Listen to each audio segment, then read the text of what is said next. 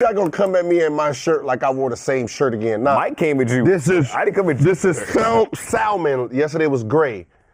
Hey, I'm on your side. I'm letting you fuckers know I did too. Listen, I got money. I bought all the colors, okay?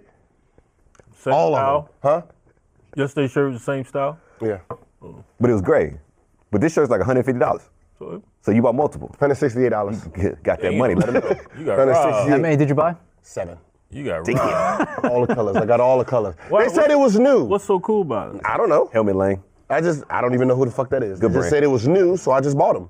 I'm not mad at it. These shirts. Yeah. Nice. You know? This pen is new, buy it from me. You just giving away money. $2 million.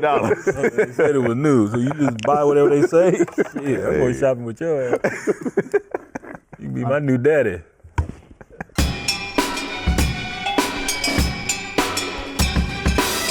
Welcome back to Out of Bounds. I'm Pierce Simpson. On today's episode, of course, we're going to do a little preview of Game 1 of the NBA Finals, which goes down tonight between the Golden State Warriors and the Houston Rockets. And we'll take things back to look at some of the best NBA Finals matchups over the years. But first, I'm joined here by Complex Sports editor, Mr. Adam Caparell. Cap, how you feeling, brother? We're hanging in there. Hanging in there? Yeah.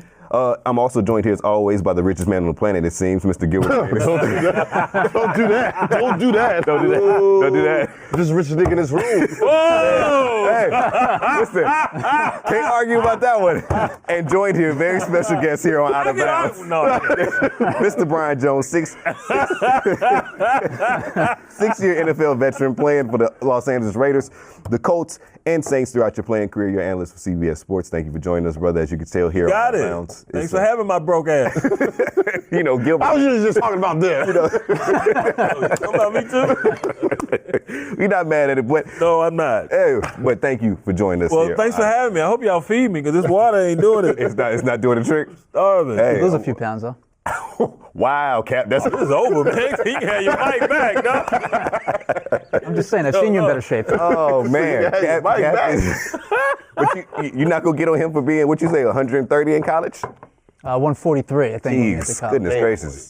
I think you and Floyd Mayweather are like the same size. I was junior welterweight back in the day. Oh man, but again, Game 1 of the NBA Finals will take place tonight, the 4th consecutive year in a row that the Cleveland Cavaliers will take on the Golden State Warriors. This is LeBron's 8th straight NBA Finals, 9th overall. It's been 11 years since his first NBA Finals appearance, and this one in 2018. So, like we mentioned before, with LeBron James going to 8 straight NBA Finals, Bill Russell appeared in and won 8 straight NBA Finals, won 11 titles in his career. But They were playing that junior high schedule, right? like we talked about backstage. Well, eight teams It's in the league. 7, 8 teams. Yeah. So we can Well rested. Yeah, a Magic title won it. They knew everybody played. You know what I mean? You got 7 other teams, remember? I know what you about to run.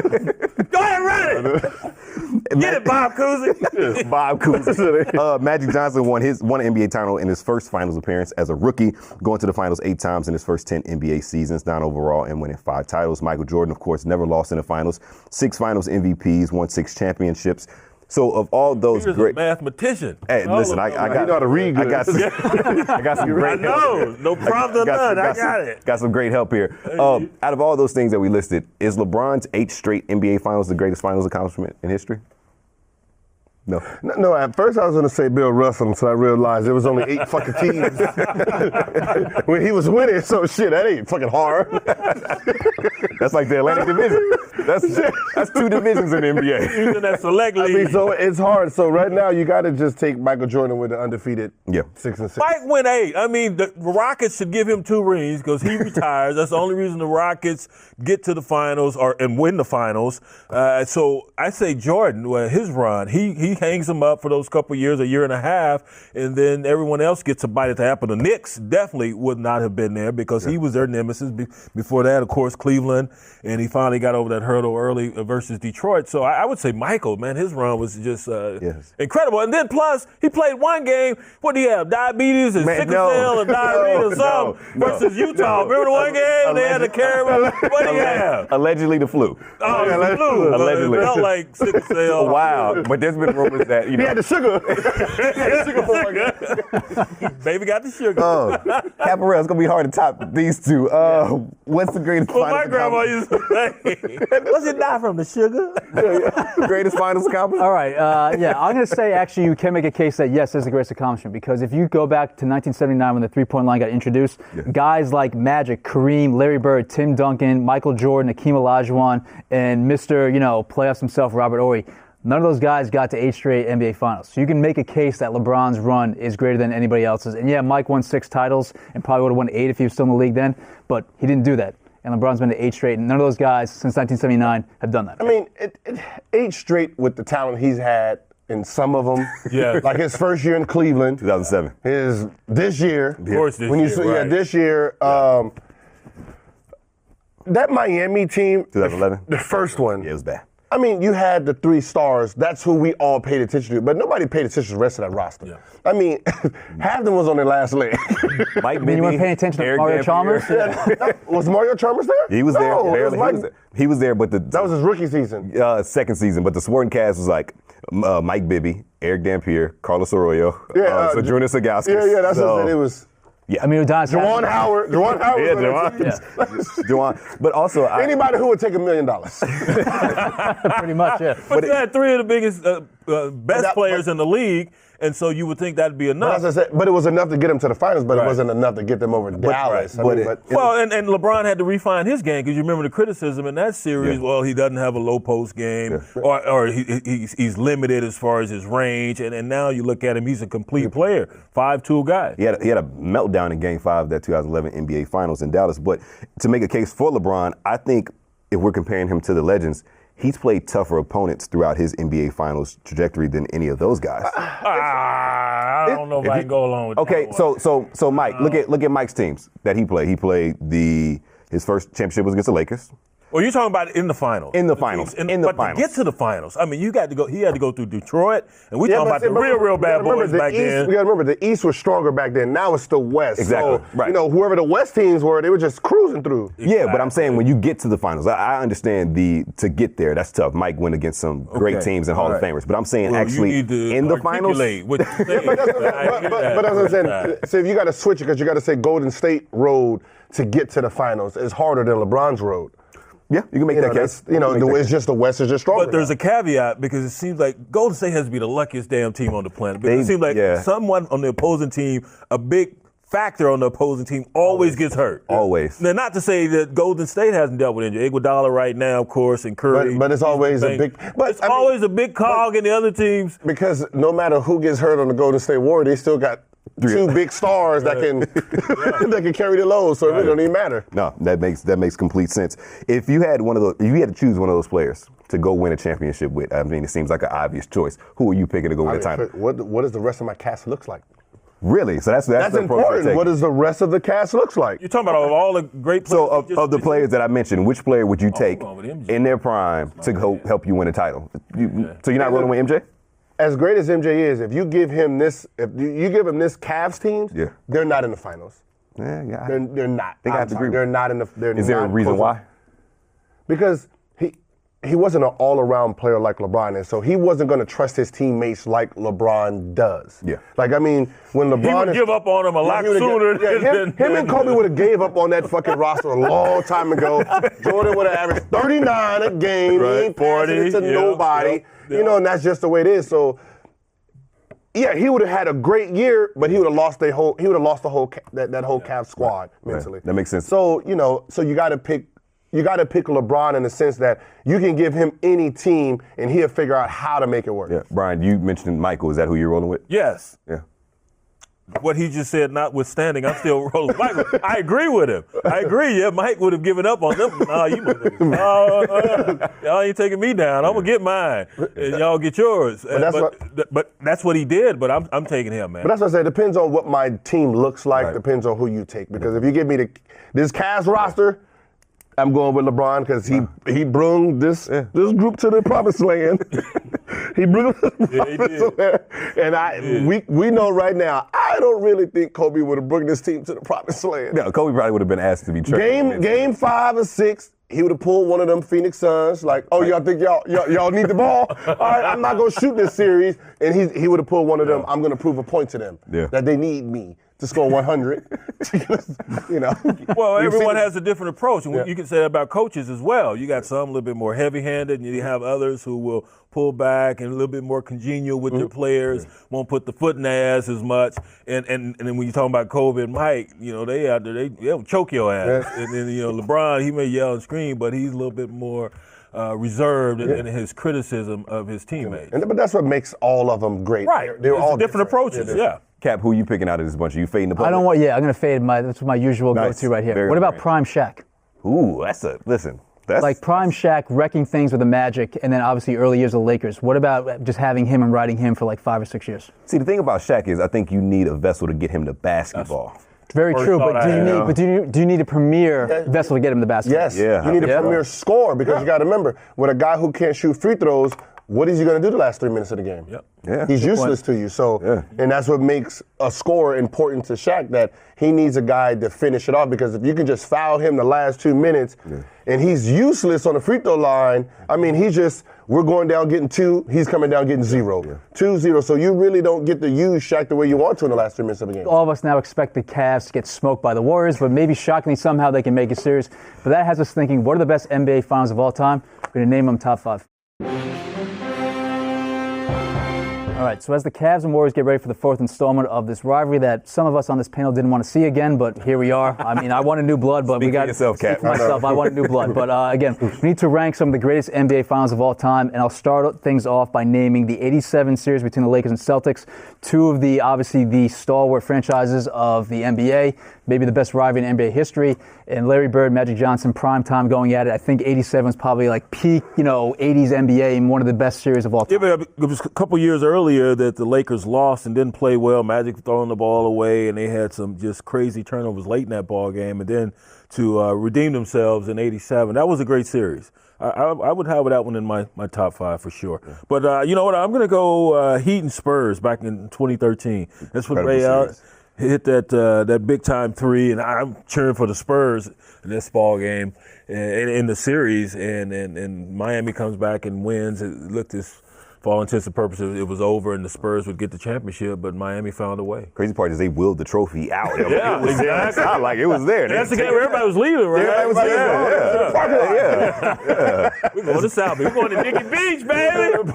Drown our sorrows. It was like, yo, found blue. Gil, what's one of your top 5 NBA finals of all time? Cavs, Golden State, 2016. Okay, all right. Yeah. Come back. Down 3-1. But the best thing about this, if you was a gambler, you knew how this game switched. See, this season, Draymond Green was a plus 9.5 for Golden State. Curry was only 3. He was only a plus 3 on his team. So when Draymond got suspended, they didn't realize that Draymond led them in every category but scoring. So he actually was the most important piece to Golden State Warriors' success. So if you took 9 points away from Draymond Green, what he did, that was a whole shift. So we already said, okay, he's going to win. They're going to win Game 5. When Draymond comes back, he can't really beat Draymond because if he fucks up, he's out for Game 7. So now you got half of Draymond. You give the edge to the Cavs. And then Game 7 is 50-50, but Cavs has the momentum now. So so I even wrote it on my Instagram that don't bet Golden State because this what's the name has shifted and Vegas is going to take your money. I bet $500,000 on the series. Wow, it's on record. Loan me $5. Yeah, right. Loan me one of them shirts. I just predicted the Cavs to win. I didn't bet, but I predicted them to win that series, and I was correct. Still waiting on my you should have put some money down. I should have. You see, still waiting on my Super Bowl money. You're never getting that money. Never getting that. I bet the Eagles. Wait, you don't pay up on your bets? Bryant, What? He owes me 60 G's. Wait, we from Texas now. We can't have that. No, the way the bet was, I'm I had before this show is over, I had Eagles. somebody gonna be transferring $60. No, look, I had the Eagles. I had a shirt that said Eagles on it. Here's what happened. I bet against Tom Brady. I said the Philadelphia Eagles were going to somehow sneak and get a victory. He says he's going with Tom Brady. Guess who shows up to work on Monday with a shirt that had Eagles? The Patriots is crossed out with Eagles. I had to applaud him for, Let's change the bet. Hey, I'm not mad at it. Master of swerving out of every situation. All right, Pierce, give me an NBA final that you. My pick would have to be 2011 matchup between the Mavericks and the Heat. I think appropriate. I think that Dallas Mavericks team had the greatest run in NBA playoff history. They beat the Blazers, who were at full strength, having LaMarcus Aldridge, Brandon Roy, and company. Then they beat the Lakers, who were defending back-to-back champions, swept them. Then they beat OKC when they had James Harden, Kevin Durant, Russell Westbrook, Serge Ibaka at full strength, and then go beat the Miami Heat after being down in the series. So I have to choose that. That's my pick. No one mentioned 92 Bulls and Blazers. Oh, when Michael eviscerated Clyde. That's iconic for Jordan. But, was it game one when he went off and, the shrug game or whatever when he was going crazy? 35 points in one half. But that was a pretty iconic series. And that was the second title. Special mention for me, it hurts a little bit, but Knicks Rockets in 94. Obviously went to a Game 7, and obviously when Jordan was in the league. Yeah. But also nostalgia reasons because obviously in the middle of that series we had the OJ chase. Yeah, man. Oh, wow. And that was, and anyone who's watching the series, you were watching it, I was watching it live. I was with the Raiders out here in L.A. then, and there was a nice little spot, Creek Alley on Melrose. We used to hang out there and watching the damn game. Next thing you know, we're watching a white Bronco on the freeway. So that was a trip. That was crazy surreal, was that place going when that went down? Oh, it was nuts. Yeah. We were like, damn, what just happened? And as New Yorkers, we were so we pissed were off. tipsy. Somebody changed the channel. It's like, who gives a fuck about OJ? Knicks are playing right now. Put the goddamn Knicks back on. Yeah, it was like blasphemy. But Gil talks about NBA conspiracies all the time. Looking at this 2006 Miami Heat versus the Mavs, Dwayne Wade, 96 free throws in 6 games. I got questions. Hey. I got questions about that. 96 free throws in 6 games? That's your dream right there. The man attacked the basket. How many did he hit? Probably 80% of them. Enough to come back from a 2-0 deficit. I'm still bitter about that. I'm sorry. Just a little. All right, switching gears here. NFL squads think he's washed, but Adrian Peterson still wants to play, which brings up the question, when should an athlete know to hang it up? We're going to talk about it on the pull-up. Pull-up, is that slang for something? I'm not hip anymore. No, not the pull-out, the pull-up. The pull-up. Yeah, the pull-up. Oh, that's the pull-out. The pull-out. The pull-out. No, I'm up on the pull-out. The pull-out. I ain't that old. The pull-out. That's what we used to do. Why don't get that on you? All right. Give me a towel, girl. All right, bring it back here. Adrian Peterson. Peterson. The pull-up. Yes, the pull-up. The pull-up. Yes. Adrian. Outstanding. So at age 33, Adrian Peterson has been released twice, traded once, and remains unsigned, and he's looking for work. So why are you getting all negative? So I'm giving you the background right now. But Peterson still believes he has plenty left in the tank. Hell yeah, who doesn't? Okay, too, right? Stick with me here. So Peterson, speaking to NFL Live, had this to say about his availability still with the league. He said, quote, "Obviously, I've mentioned Houston a couple times. I feel like Green Bay wouldn't be a bad look as well. Carolina, Miami." And he also added... Did he mention any other teams? I like half the league, right? He mentioned a few more teams. Please call me. He added this, quote, "Down there in St. Louis," which doesn't really exist anymore, but there would be a nice look, too, with Todd Gurley. You see around the league that they have a two-back system. Wait, down where? Down in St. Louis. Was he in Minnesota when he came? I don't know where. That's what I was about to say. He was probably in Texas saying down here in St. Louis. I mean, up there in St. Louis, and buddy, they don't even play in there no more. That's example number one why you need to hang it up. But yeah, he continued, "Guys are not really pounding the ball 20, 30 times a game, so I think that leaves the door open for a couple of opportunities for me." I think it does. I think this guy was a phenomenal athlete, and I saw him up close and personal.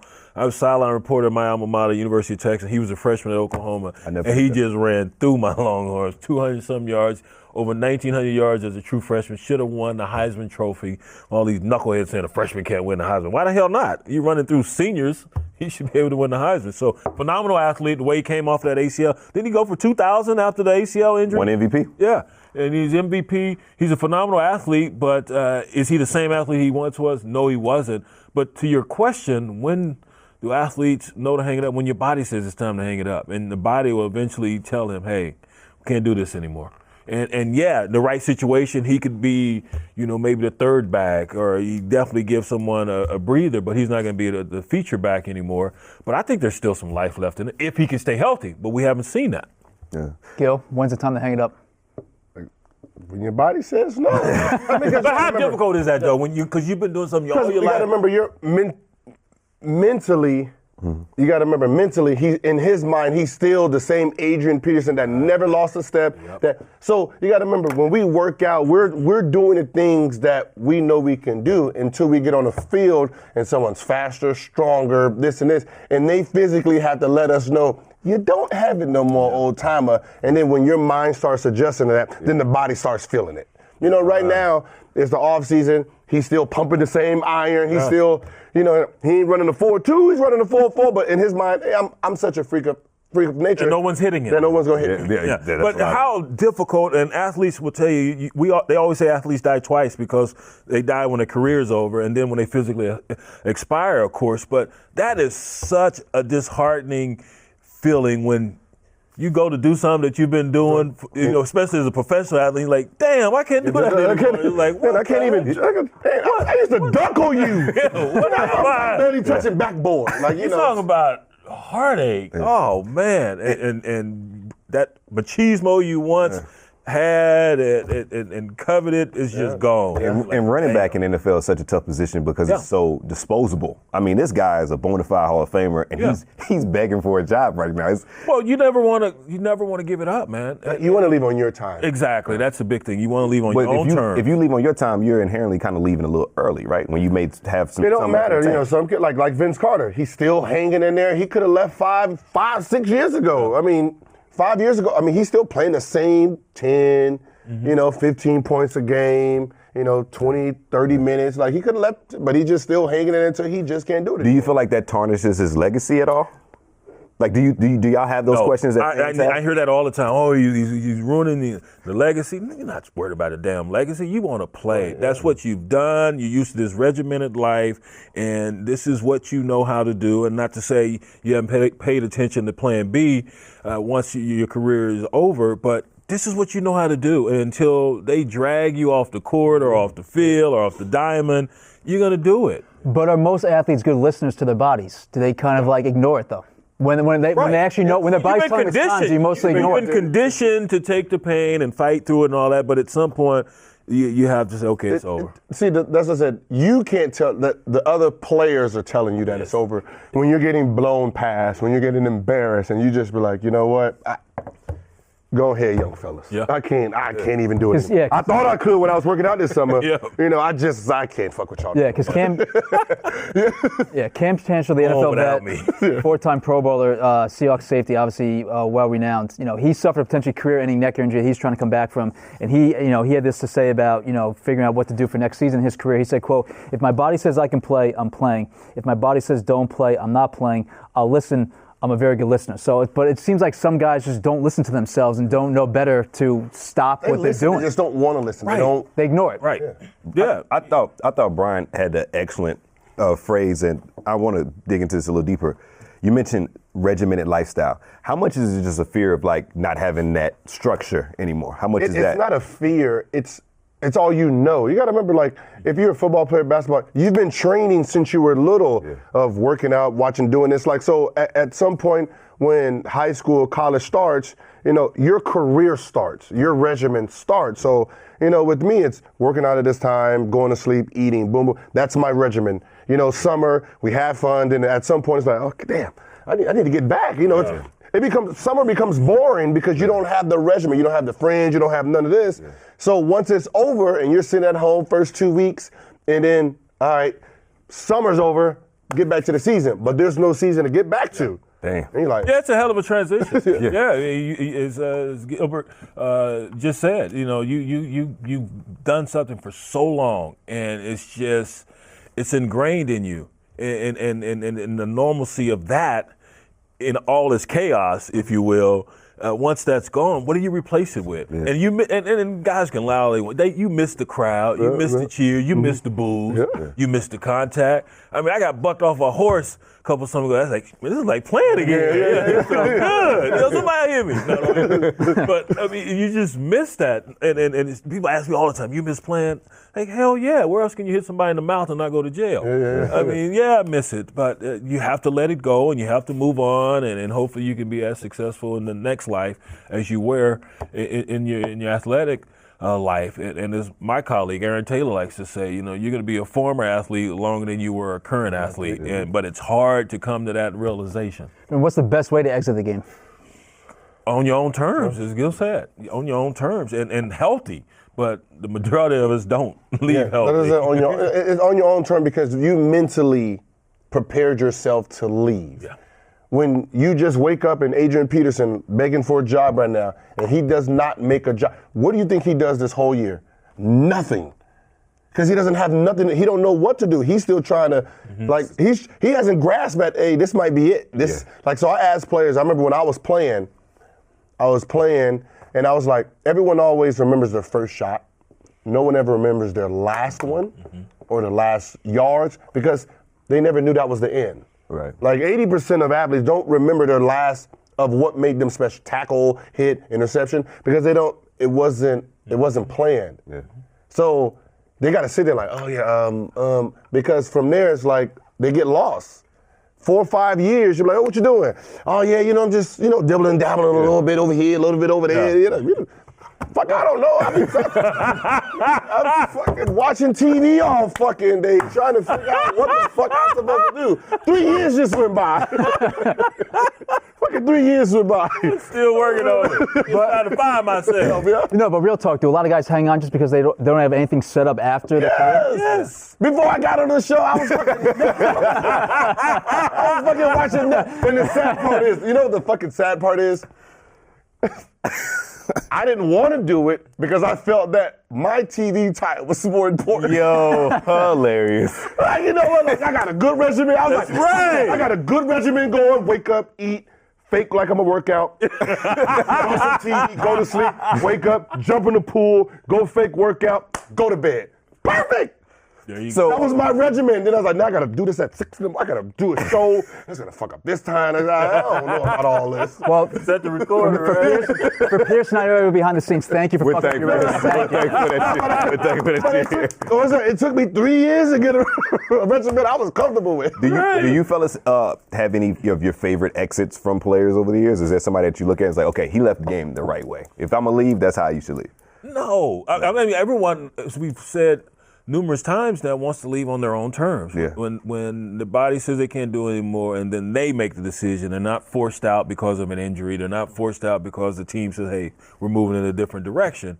So that's the ideal way for anybody to leave. So if you can do that and say, hey, I've had enough, it's been great, but I'm ready to move on and I'm at peace with it. That's the main thing. Are you at peace with it? Yeah. And can you do something else? That's difficult. You can't go into corporate America and say, hey, man, I rushed for 1,000 yards last year. Now pay me $500,000, even though I don't know your core competencies here, pay me that. No, it doesn't work that way. And that's frightening. Yeah. And that's difficult, man. I think Kobe's exit was ideal for any athlete. 60 points. If you can announce your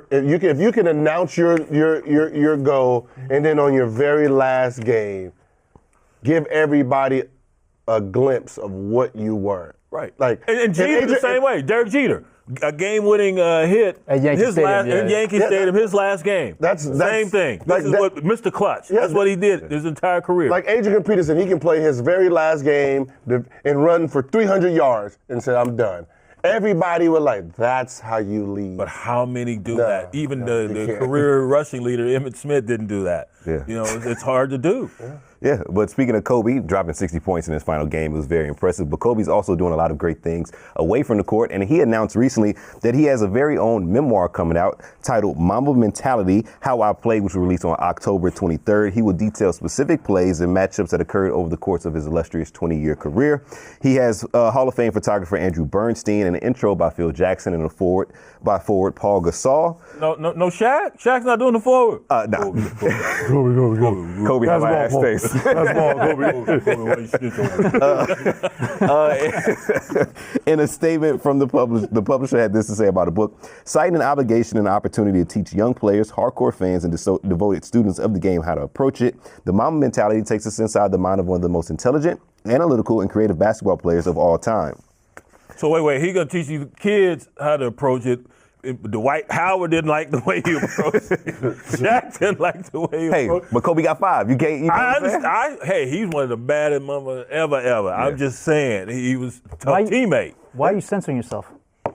I didn't sense. I said, motherfucker. That sound like a Say it with- Tell him you working for CBS. You ain't fucking up your CBS. job for this. Yeah, he fucking up my. Gil, I cussed there too. But before we go on there, Gil, Kobe. what we doing right now, motherfucker? So far, we mentioned Kobe's exit strategy. So far in his retirement, he produced an animated short titled "Dear Basketball." Won an Oscar, right? Won an Oscar for that. It played during his jersey retirement ceremony in December of last year when he at Staples Did you Center. see it? Yeah, I didn't see it. yeah, it was pretty great. Was it I liked good? it. Yeah, I liked it. Was that Oscar worthy? For that category, yeah, sure. It was the only thing. Oh, you watched in a that lot of category. cartoons? That what you did? No, that was the only one in this category. Yeah, I was the only one. Went up against the It was like cell. a short cartoon film. That was like the only one. He was up against the Boondocks. It was just short. Kobe now is currently voicing a series titled Detailed on ESPN Plus, where he provides current analysis on players. So it kind of seems to fall in line with what this memoir may be. But Gil, what do you think about Kobe's potential book? Do you think this works well? I mean, for who? For fans? Young Probably. players. Fans and young players. I mean, yeah. I mean, for a guy who played in the NBA, who knew who he was, knew how he studied, knew how he worked out. No, there's nothing he's gonna do in this book already. that I don't already know about him. Like if I want to, hear or read a book from Kobe, it'd be about what he's doing now. Like, So that's what you wanna learn Like, from. what is he conquering now? Like that Mamba mentality, the Mr. Let's black out. That was his thing where we're going to work out until one of us pass out. Yeah. That was his thing. So I want to know what his blackout style is now. Right. With the family, with the, because at the end of the day, What has replaced yeah, that? what That's is it. Because that's that what goes we back to the whole conversation we were just having. That's what about we want to know as transition. athletes. Like, what do we do after? Yeah. Like, like we see like half of them run, to analysts because it takes up the time. Like you didn't do that. So what is taking up your time as a former athlete? That's what I want to read about. I go to Roscoe's Chicken and Waffles and I black out. But you're correct. For guys who've been out there and maybe not as successful, and I'm not talking about present company, I'm just saying, well, I can talk about me because I wasn't as successful as Kobe, but there's an insatiable appetite for those on the outside who haven't been in those locker rooms, who haven't been in those games, haven't experienced those moments that Kobe experienced, and especially not at the level at which he experienced it. So they want that insight, and that's who he's targeting. So, yeah, I think it'll probably be a bestseller. Yeah, that'd be a bestseller, Because he has a ton of fans, and not just here in America, globally. Yeah. And so there are going to be people plucking that book off the shelves or off Amazon to get inside his head and see what helped foster this attitude and this Mamba mentality. Yeah, great. That's a great point. It's on pre-sale now, so I'm sure it's already doing incredible numbers. Cap, what do you hope to learn from the Kobe memoir? Since he's a goddamn psycho, I want to know what makes him tick in that way. Because again, blacking out, working out, his mentality, the team and stuff like that. Like, with all due respect, obviously, to Kobe. All due respect. Yes, all due respect. So I want to know where that psychotic nature came from and what made him tick that way. But you're not going to get it. I know, but that's what I want. You're going to break down. He's going to break down plays and great matchups and shots that were big for the culture and what was he thinking going through that. Like I remember when he scored the 81. Yeah. And I'm because I'm following him. I studied from high school. We was in the same paper together. So I'm studying who he is, what he does, what makes him tick. And then he read when he did the interview about the 81. And it was so typical Kobe, it frustrated me. When he was like, yeah, before the game I wasn't gonna play. My ankle was a little hurting. He did say that. Like, a little twitty. I was up and down about playing. Tonight I'm gonna go home and watch some films. Watch some cartoons with my kids. I'm like, oh, give me something. Give me something other than that. I don't want to hear that anymore. I'm tired of the fucking political correct. We know your fucking ankle is not hurting, and you were gonna play no matter what. Like. What were you thinking? So you can do the same What thing? were you thinking? Like, what was your mind? You was losing. Like, I'm not passing to these motherfuckers no more. Tell me something. I got a game tomorrow. I got a game tomorrow. I'm trying to hit 80 fucking one. And that's how it was. I used to just follow. He fucking hit 81. What the fuck was he thinking? I'm sitting there watching plays and watching, like, what was his mindset? What? Okay, why did he pass out when he just hit 3 in a row? Where's the heater? Like, you're sitting there trying to, figure out who the guy is. But that's what I did. I studied who they were. So when the interview came of him hitting 81, it's like, oh my God, that's no information for me. Like when I scored 61, this is true story. when I scored 60 against Kobe, and everybody's, oh, you scored 60 against the Mamba. Coach said, and I quote, and we got the win. Fuck all that. I was scoring 60 against the Mamba. Fuck all that win shit. Anyway, I'm not political here. I was scoring 60 against the Mamba. Cap, you know how like Mountain. Talking about fucking we won. You know how in high school locker rooms they'll have those like quotes from John Wooden or whatever. In a high school, I want a quote from Gilbert Arenas. Fuck that win shit. I hate fuck that win. All the kids have to touch it. Yeah, touch it. Fuck that win shit. I scored 60 against Mamba. Great quote from Gilbert. Yeah, it's amazing. It'll make you a champion. So with Kobe writing his memoir, are there any other athletes that you would love to see a book from? Damn. Should I go first? Yeah, Sure. you should. Mr. Charles Oakley. Ooh, that's I want to hear about the rough and tumble 90s basketball and also about your attempt at trying to throw hands to James Dolan. James Dolan and Jeff McGinnis and also Basically the entire NBA in the 90s. Barkley. Yes. Yeah, everybody. I need a Charles Oakley. And also, he started the fight where Shaq tried to go off on Brad Miller. He's the one that hit Shaq in the back of the head. And of course, being Michael Jordan's body. Yeah, guard. Yeah. Yes, bodyguard, yes. You got to protect franchise. Of course. I want a Mayweather book. Okay. Okay. I mean, you're talking about a guy 50-0 who's never been knocked down. Well, technically one knockdown, but it was kind of a bullshit. Like, I want to... 50 fights and never been technically knocked down. Yeah. How?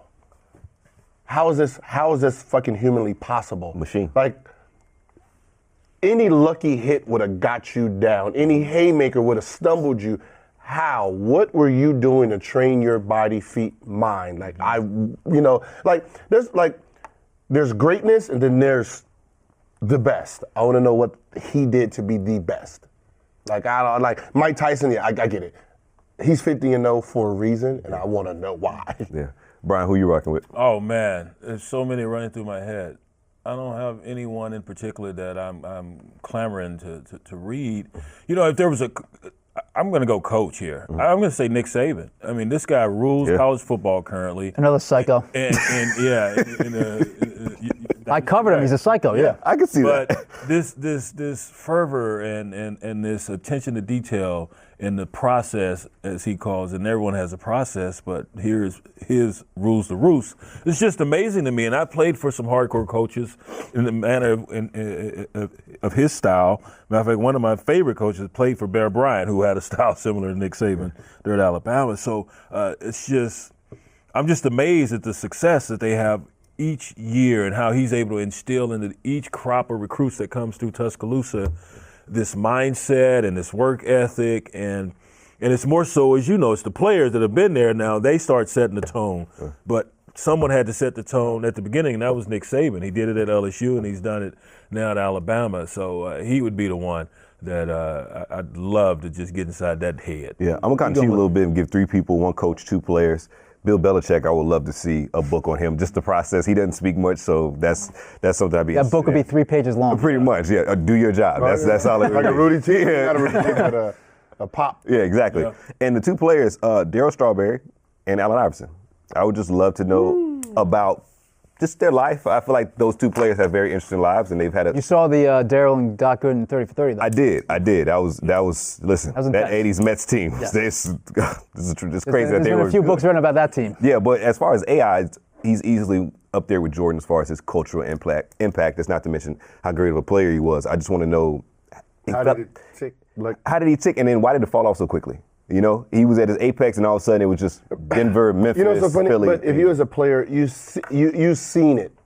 You knew it was going to happen behind Yeah, the scenes, you can see it because his style of play, his lifestyle, you know, his lifestyle was a young man's lifestyle. You know, so when you're thinking about Lil Wayne and all these guys, that lifestyle is a young man's lifestyle.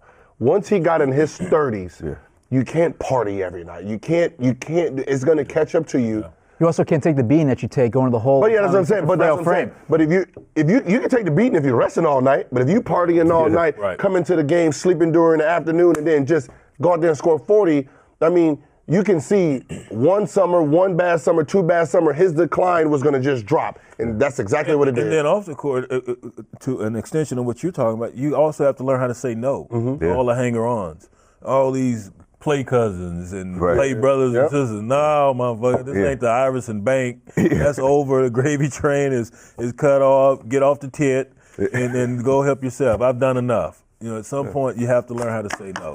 Family, friends, whomever. Completely agree. Brian, we appreciate you joining us here on Out of it? Bounds. Yeah, that's it, brother. You get a party gift or something? You fit right in. You got your some water. Bucket of chicken or something.